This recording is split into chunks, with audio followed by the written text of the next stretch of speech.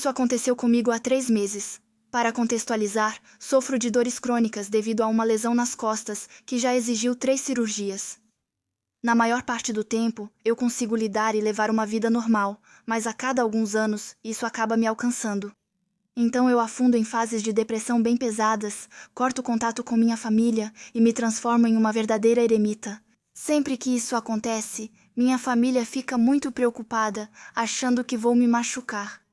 Eu realmente não sei porquê, nunca tentei nada, nem mesmo disse que tinha essa intenção. Apesar de tudo, eles sempre me mandam para a emergência psiquiátrica. Lá, quase sempre me colocam sob o que chamam de 5.150, ou seja, uma internação forçada de 3 dias. Vou direto para o setor psiquiátrico local. Até então, isso nunca me incomodou. Tenho um bom plano de saúde. O lugar parece um hotel rígido, onde só pegam suas coisas. O pior momento continua sendo a chegada. Ao ser internada de dia, cruzamos a sala comum de cadeira de rodas, sob o olhar dos outros pacientes. Para situar um pouco, eu sou um homem de pouco mais de 1,90 m, peso cerca de 130 quilos. Tenho os 2 braços cobertos de tatuagens e depois de vários meses de depressão, minha barba e meu cabelo estavam completamente largados. Eu parecia um motoqueiro qualquer. No geral, ninguém realmente tenta arrumar confusão comigo, mesmo eu sendo uma pessoa muito legal, o que não dá para perceber à primeira vista. Não era a minha primeira vez nesse setor, então eu já sabia o que esperar. Pegam minhas informações, verificam se eu não estou com nada comigo, como cordões ou cadarços, e depois me levam para o meu quarto. O setor é misto, mas os quartos sempre são compartilhados apenas entre pessoas do mesmo sexo. É uma unidade de baixa segurança, ou seja, todos os pacientes devem ser não violentos. Meu único problema real com este lugar é que eles misturam pessoas como eu aqui. Sem histórico psiquiátrico, apenas enfrentando dificuldade temporária, ao lado de pacientes com transtornos mais graves. No entanto, nas minhas 2 internações anteriores, eu nunca tive nenhum problema, e eu só pretendia ficar 3 dias e voltar para casa. Me levam para o meu quarto, a enfermeira me explica que meu colega de quarto se chama Tim, e ressalta que ele é uma pessoa realmente gentil. Esse comentário me deixa desconfiada, mesmo lembrando que estamos em um hospital psiquiátrico e todos têm seus problemas. O quarto parece com qualquer quarto de motel barato, só que um pouco maior. 2 leitos, um banheiro cuja porta não fecha completamente, uma escrivaninha e uma cômoda para cada paciente. São 15 horas e Tim dorme profundamente, o que não surpreende pelos tratamentos que alguns recebem aqui. Após horas no pronto-socorro e esperando a internação, também fico exausta e adormeço quase imediatamente. Não sei quanto tempo eu durmo, mas quando acordo, já está noite escura lá fora. Apenas a pequena luz de vigia no chão, que não pode ser apagada, ilumina fracamente o quarto. Tim está acordado, sentado na cama dele. Ele então se apresenta para mim, explicando que se chama Brian e que teria dito oi mais cedo se eu não estivesse dormindo. Eu percebo imediatamente que esse não é o nome que me deram, mas eu escolho permanecer cordial, porque nesse tipo de lugar é mais fácil ser. Ele então me explica que também dormia antes e que tenta dormir o máximo possível para evitar ter que interagir com os demônios. Isso deveria ter sido um enorme sinal de alerta, o momento perfeito para pedir para trocar de quarto. Tim é bem menor que eu e somos revistados na entrada, então não vejo motivo para temê-lo. Eu continuo a conversa e rapidamente percebo que para ele, os demônios na verdade são os enfermeiros e os médicos. Depois de alguns minutos, eu explico para ele que ainda estou muito cansada e que vou tentar dormir mais um pouco. Ele responde que é bom finalmente ter um humano como colega de quarto. Interpreto isso como um sinal tranquilizador e acho que posso dormir em paz. Na manhã seguinte, eu acordo cedo para o café da manhã, já que não comia nada há mais de 24 horas, Tim vem se sentar ao meu lado. Fora essas histórias de demônios, ele parece bastante normal. Conversamos sobre coisas banais, até que ele de repente para e fica olhando para alguém atrás de mim. Ele então me diz que essa pessoa se chama Jéssica e que ele a considera um anjo. Eu me viro e vejo uma jovem muito bonita, no início dos 20 anos, talvez até 18 ou 19 anos, que cumprimenta Tim e os outros com um grande sorriso. Ela passa a impressão de ser uma pessoa extremamente sociável e sempre gentil com todo mundo. Quando me viro para Tim, percebo que ele a observa de uma forma agradável, mas um pouco insistente. Tento desviar a atenção dele e faço com que entenda que ele pode deixá-la desconfortável. Ele então me olha como se eu tivesse acabado de dizer algo totalmente absurdo e depois se fecha completamente. Decido não pensar mais nisso, já tenho coisas demais para lidar. O resto do dia passa como de costume, reuniões, conversas com o médico, remédios e, principalmente, muito tédio. A televisão só pega 4 canais, e mesmo em um deles, o sinal é instável. Por isso passo grande parte do tempo lendo na sala comum.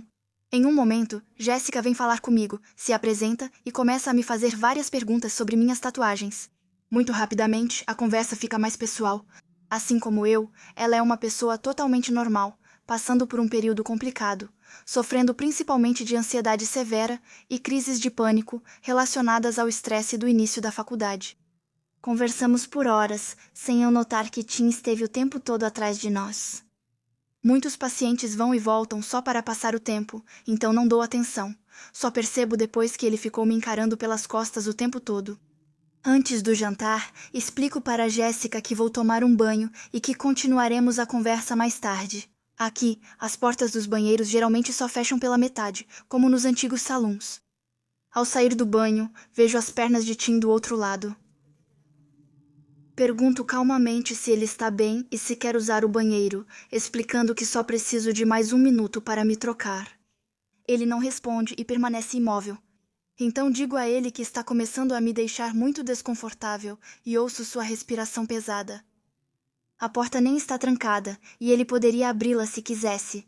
Peço para ele recuar, explicando que preciso sair.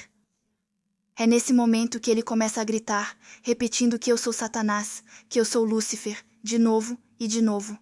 Nesse instante, eu entro em pânico total. Se eu abrir a porta e bater nele, posso acabar amarrada na sala de isolamento, mas não sei mais o que fazer. Apesar desses gritos, nenhum enfermeiro aparece. As portas dos quartos são muito grossas, provavelmente para abafar os gritos noturnos. Depois do que me parece durar 10 minutos, mas que na verdade deve durar apenas 1 minuto, ele finalmente vai embora. Eu me visto rapidamente e aviso imediatamente uma enfermeira, que me troca de quarto sem discutir. Eu não vejo Tim pelo resto da noite, mas estou completamente abalada. Nunca tinham gritado comigo ou me encurralado assim. Eu não durmo a noite toda, sem relógio, não sei que horas são. Quando ouço a voz dele vindo da sala comum, perto do posto de enfermagem, ele pergunta onde eu estou e por que não volto para dormir. Ele fala agressivamente, como quando gritava comigo ao me ouvir na porta. Ouço um enfermeiro dizer que ele me verá no dia seguinte e precisa voltar a dormir. Tim insiste, dizendo que é uma emergência e precisa me ver à noite. Cerca de 30 segundos depois, a segurança chega, eu ouço uma confusão e depois os gritos vão se afastando. Eu suponho que eles o colocaram em uma sala de isolamento. Apesar de tudo, eu fico acordada até de manhã, meu médico já está presente, o que é muito incomum. Ele me chama e pede para eu contar todas as minhas interações com Tim. Quando termino, ele me explica que Tim foi transferido para outro hospital, um estabelecimento muito mais seguro, onde os pacientes passam a maior parte do dia trancados. Fico um pouco mal por ele achar que eu queria roubar o anjo dele, mas no fim, estou aliviada por não ter que bater em ninguém. Depois dos meus 3 dias de internação, estou muito melhor, minha dor está mais controlada e eu quero sair do meu isolamento. Minha avó vem me buscar, mas o médico me chama mais uma vez em seu consultório. É quando me explicam o que de fato ocorreu. Durante a noite, Tim voltou várias vezes perguntando quando eu voltaria para dormir, pois os enfermeiros não disseram a ele que eu mudara de quarto. Depois de várias horas, ele começou a gritar, e a segurança teve que intervir para sedá-lo. Ao recolherem os pertences dele, eles encontraram um pedaço de metal de aproximadamente 18 centímetros ILS. Ele tirou a mesa da sala de TV, monitorada por câmeras em frente ao posto de enfermagem, aproveitando um momento de distração. Os médicos têm quase certeza de que a minha troca de quarto salvou a minha vida. Tim nunca foi acusado, pois não me atacou diretamente. Não quero encontrá-lo novamente e espero que isso nunca ocorra. Primeiro, quero deixar uma coisa clara. Nem todos os profissionais de saúde mental são monstros. Bons médicos e bons tratamentos literalmente salvaram a minha vida. Também quero dizer que não cresci na França. Então, se alguns detalhes parecerem estranhos ou diferentes do que normalmente conhecemos, é importante lembrar que as leis e as práticas variam de país para país. Esta história fala sobre a minha experiência em um serviço psiquiátrico e aborda temas sensíveis.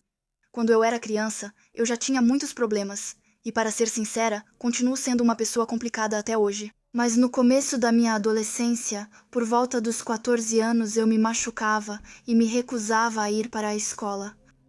Então fui colocada na lista de espera para um hospital psiquiátrico infantil.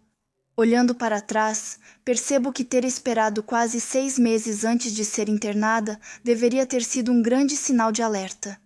Na época, eu via essa espera principalmente como férias forçadas. Estar oficialmente afastada da escola significava que eu podia jogar The Sims até às 6 da manhã durante 5 meses seguidos. Mas quando chegou a hora de fazer minha mala para realmente ir ao hospital, eu não tinha absolutamente nenhuma vontade. Eu queria ajuda, claro, mas a ideia de ficar longe de casa por 6 semanas me apavorava. Esse era o tempo padrão para observar, diagnosticar o paciente e definir os próximos passos. Cheguei ao hospital completamente destruída, minha mãe carregando minha mala para mim. Os enfermeiros perceberam imediatamente que eu não queria estar ali. A médica perguntou se eu vim por vontade própria e apenas balancei a cabeça. Eles disseram que poderiam obter uma decisão judicial me obrigando a ficar. Nunca fui levada diante de um juiz, nunca pude explicar nada, nem me defender. Até onde eu sei, meus pais também nem foram ouvidos. O tribunal analisou rapidamente meu prontuário médico e assinou um documento me obrigando a ficar lá. Durante as 6 semanas seguintes, minha mala foi revistada e eu senti como se estivesse entrando numa prisão. A primeira coisa, realmente assustadora, aconteceu já na primeira noite. Eu tinha um histórico de automutilação e quando as feridas cicatrizam, elas coçam.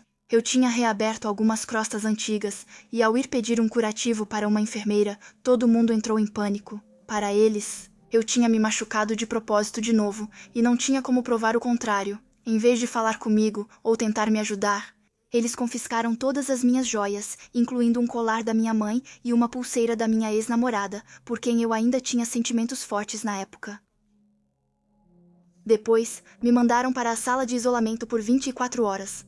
A sala de isolamento era minúscula, com uma janela enorme e espaço apenas para uma cama. Para ir ao banheiro, eu precisava que uma enfermeira me acompanhasse. Todas as minhas roupas, até as íntimas e o pijama, haviam sido confiscadas e guardadas no escritório. Sempre que precisava me vestir, tinha que pedir minhas coisas. Fora isso, eu era totalmente deixada sozinha, ninguém vinha verificar se eu estava bem, sair do isolamento não melhorou as coisas. Durante a primeira ou segunda semana, comecei a sentir dores horríveis no estômago. Acordava várias vezes à noite para ir ao banheiro. Mesmo fora do isolamento, os banheiros não ficavam nos quartos e era preciso atravessar o corredor. Por causa dessas dores, eu dormia muito mal e acabava dormindo durante o dia, o que me fazia perder as atividades em grupo. Em vez de acordar, gritavam comigo, afirmando que, se eu passava a noite vagando pelos corredores, era normal que eu estivesse cansada. Por não participar das atividades em grupo, não podia ganhar tempo fora. Até sentar alguns minutos nos degraus com uma enfermeira precisava ser merecido. Durante 6 semanas, fiquei quase sempre trancada, exceto pela escola e fins de semana em que podia voltar para casa. Era óbvio que nenhum desses cuidadores realmente se importava com os pacientes. Eles não pareciam enfermeiras de verdade, mas sim carcereiros. Uma delas tinha a aparência de pessoa em situação de rua, outra falava com uma voz de fumante inveterada. E todas, sem exceção, fumavam compulsivamente. Na menor pausa, elas iam fumar bem na porta aberta, deixando as crianças respirarem a fumaça. Em 6 semanas, vi uma psiquiatra 2 vezes, uma vez para uma apresentação geral e outra vez para um teste de QI. Qualquer pessoa que já sofreu de transtornos mentais sabe o quanto frases como "se recomponha" ou "siga em frente" são inúteis. Um dia, outra paciente que tinha aracnofobia teve uma crise de pânico depois de acordar com uma aranha na frente do rosto. Os cuidadores apenas mandaram ela parar de agir como criança e disseram que era só uma aranha. Deram-lhe uma vassoura e a deixaram sozinha para se virar. Minha colega de quarto e eu acabamos ajudando ela, mesmo tendo medo de aranhas também. Mas o pior aconteceu. No penúltimo dia, Alguém disse ao guarda que eu tinha trazido uma lâmina de barbear escondida. Eles me tiraram do café da manhã e me revistaram da cabeça aos pés, completamente nua, com a porta aberta. Como não encontraram nada, reviraram meu quarto e depois encontraram uma lâmina no corredor, ainda na embalagem. Eu não era a única paciente a me automutilar e nenhuma garota desse setor era poupada disso. Essa lâmina poderia pertencer a qualquer uma. Eles não tinham nenhuma prova de que era minha, mas decidiram que era. Resultado: mais 24 horas em isolamento, minhas últimas 24 horas nesse lugar. A vigilância era tão negligente que outra paciente conseguiu deslizar algo por baixo da porta para que eu pudesse me machucar. Minha mãe não concordava nem um pouco com esse tratamento. Assim que ela soube do isolamento, quis me tirar de lá. Meus pais tinham guarda compartilhada e meu pai precisava concordar. Eles não se falavam há 4 anos, mas, mesmo achando que eu precisava de ajuda, ele recusou minha saída da instituição. O diagnóstico final dado por esse lugar foi de neurose narcísica. Eu tinha 14 anos. Até hoje, eu ainda não faço ideia de como eles conseguiram dar esse diagnóstico, ainda mais depois de me verem apenas 2 vezes. O mais irônico é que esse diagnóstico foi anunciado pelo médico-chefe, que eu nunca tinha encontrado durante toda a minha estadia. Me ofereceram ficar para começar uma terapia comportamental, o que eu recusei. Todos os psiquiatras e terapeutas que consultei depois descartaram esse diagnóstico, alguns até riram. Hoje, fui diagnosticada como bipolar com transtorno do pânico, e meu psiquiatra também menciona um transtorno borderline. A moral dessa história é simples. Sempre se informe sobre um estabelecimento antes de entrar nele. Eu realmente espero nunca mais encontrar nenhum desses guardas, enfermeiros ou médicos em toda a minha vida.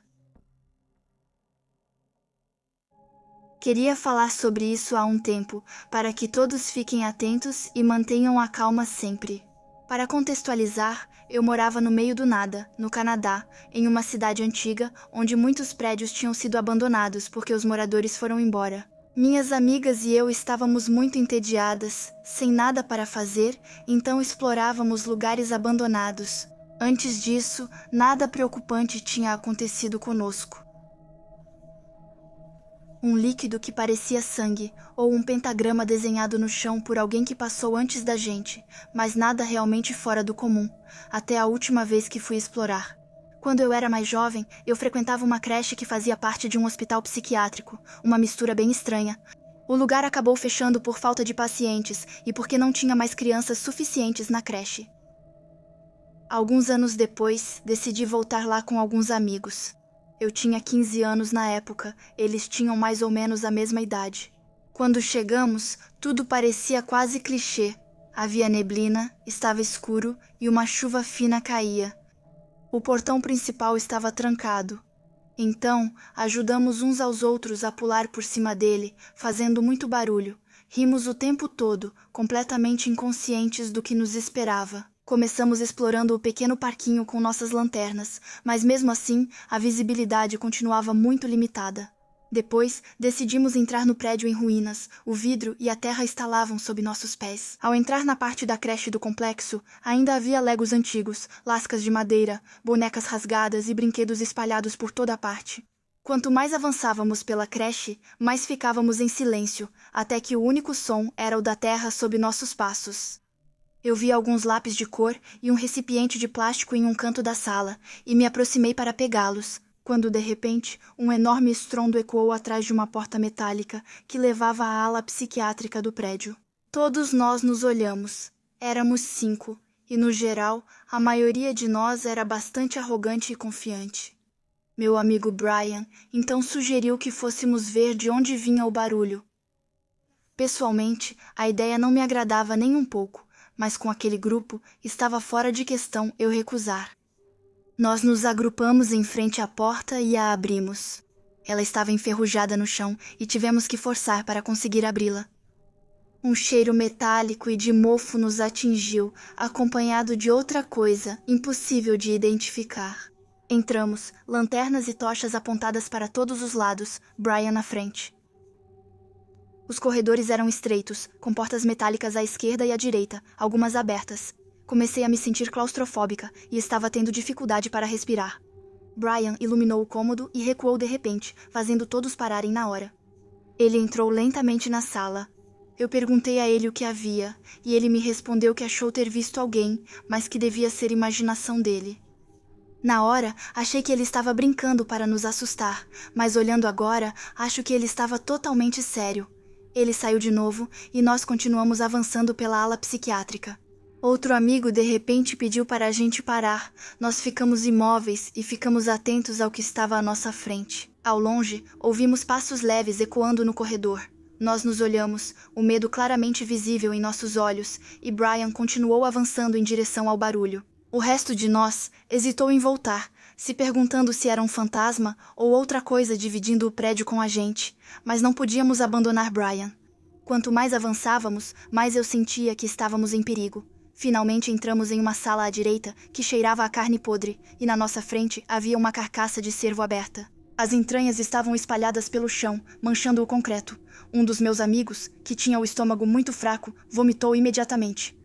Foi nesse momento que ouvimos sussurros bem perto, e Brian apontou sua lanterna. Em um canto da sala, um homem estava parado ali, com a cabeça baixa. Ele tinha cabelo curto e usava uma camiseta verde, vibrante, manchada com o que eu supunha ser sangue. Ele não estava de meias nem sapatos, e seus pés machucados estavam à mostra. Ele tremia de vez em quando. Nós o encaramos por pelo menos 30 segundos antes que ele se mexesse. Ele levantou a cabeça para nós com um sorriso arrepiante que percorreu minha espinha. Ele perguntou se estávamos ali para o banquete. Isso foi demais, e todos saímos correndo da sala direto para a creche. A porta ainda estava aberta. Tentamos fechá-la com força, mas a ferrugem e o peso da porta quase nos impediram. Foi preciso que 3 de nós puxassem com toda a força para fechá-la, bem antes que ela se fechasse completamente. Eu vi a silhueta do homem nos observando do corredor, seus dentes brancos eram a única coisa visível na escuridão. Sentadas atrás da porta, ofegantes, nos entreolhamos para confirmar se todas vimos o mesmo. Depois de alguns instantes, enquanto ainda respirávamos com dificuldade, ouvimos leves batidas na porta. Foi nesse momento que decidimos que era hora de ir embora. Fugimos o mais rápido que pudemos e fomos para casa. 1 ano depois, a polícia veio inspecionar a área e encontrou esse homem. Descobriu-se que ele já fora paciente naquela ala psiquiátrica antes do fechamento. Ele fugiu do local para onde foi transferido e sobreviveu caçando animais perto do complexo. Quando a polícia o prendeu, ele sofria de várias doenças por comer carne crua e seu estado mental estava muito pior do que antes. Diziam também que ele matou alguém na floresta. Então, se você pretende explorar prédios abandonados, lembre-se da minha história e esteja sempre em alerta. Minha mãe me contou essa história quando eu já era grande o bastante para entender o que quase me aconteceu. Eu tinha só algumas semanas de vida. Naquela época, quando uma mãe dava à luz e trazia seu recém-nascido para casa, parteiras eram enviadas do hospital para verificar se a mãe e o bebê estavam bem. Meu pai estava trabalhando e não em casa, enquanto minha mãe me colocou na cama para dormir e cuidava das tarefas domésticas. 2 parteiras já tinham vindo mais cedo naquela semana, então minha mãe se surpreendeu ao ouvir uma batida na porta. Morávamos em uma comunidade unida, onde quase não havia crimes. Como a maioria trabalhava de dia, estava praticamente deserto naquele momento. Minha mãe foi recebida por um homem e uma mulher, ambos de uniforme hospitalar e crachá de segurança.